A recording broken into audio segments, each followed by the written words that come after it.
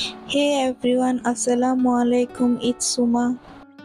Welcome to Pinterest Inspiration Video Episode 2.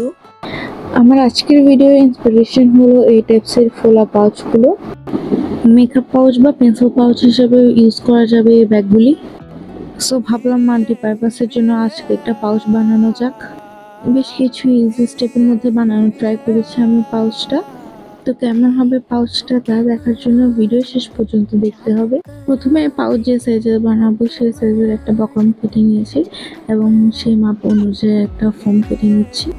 ফোমটি আমার বাসায় ছিল, তাই এই সম্পর্কে আমি কোনো এক্সট্রা ডিটেলস দিতে পারছি না। দেন আমি বক্রমে গ্লু করে নিচ্ছি ফোমের সাথে লাগানোর জন্য, যাতে এটা না ছুটে যায়। কেউ চাইলে পিন দিয়ে সেট করে নিলেও চলবে, কিন্তু আমার কাছে গ্লু লাগানোটা ইজি মনে হয়েছিল, তাই আমি গ্লুই লাগালাম। দেন যে কাপড়টা দিয়ে বানাবো তাতে আড়াআড়ি করে এঁকে নিচ্ছে। এটা একটা মোটা কাপড়, আমার বাসায় আগে থেকে ছিল পাউচ বা ব্যাগ এই টাইপসের জিনিস বানানোর জন্য মোটা কাপড়গুলোই নিলে ভালো হয়। এতে করে ফাইনাল রেজাল্ট দেখতে ভালো হয় এবং জিনিসটাও মজবুত হয়।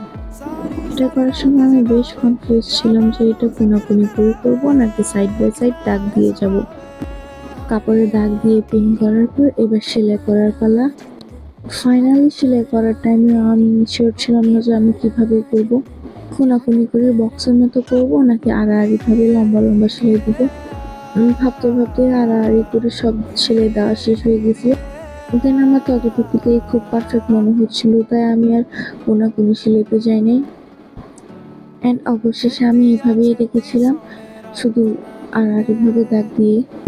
এভাবে আমার খুব পারফেক্ট মনে হচ্ছিল, তাই আমি আর এক্সট্রা ঝামেলা করি নাই। পুরো পাউচ মেকিংয়ে শুধু লম্বা লম্বা সেলাই দেওয়াটাই আমার ইজি মনে হয়েছিল। এবার এই পার্টগুলো আমি কাপড়ের ছিল এটা লাগাবো দেখার মতো বা বোঝার মতো, বাকি ফুল প্রসেসিং দেখলেই পারা যাবে এমন। দেন এবারে জিপার সেলানোর পর একটা ফাইনাল ডাবল সেলাই দিয়ে নিচ্ছি। পাউচটা কাটার কোনো আলাদা কোনো মেজারমেন্ট নাই, এটা খুবই সিম্পল, লাইক একদম ইজি পিজি। শুধু উভয় পাশে চারদিকে 4টা বর্গাকার কেটে নিব। যেহেতু আমার ব্যাগটি ছোট, তাই আমি 2 ইঞ্চি সমান কেটে নিয়েছিলাম।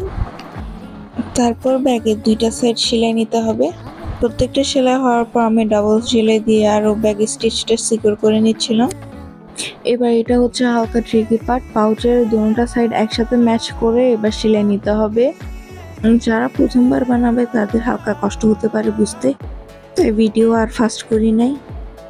একইভাবে টোটাল 4টা কোণায় সেলাই নিতে হবে এবং প্রত্যেকটা সেলাইয়ের পরে ডাবল সেলাই দিয়ে এটাকে আরো সিকিউর করে নিতে হবে। অ্যান্ড এই কয়েকটা স্টেপের মধ্যে pouch making done. And here is the final look.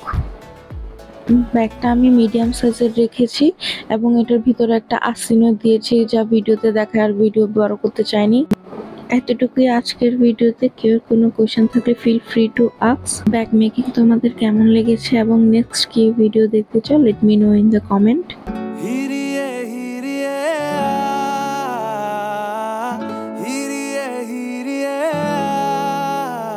तेरी होके मरा जिंद जान का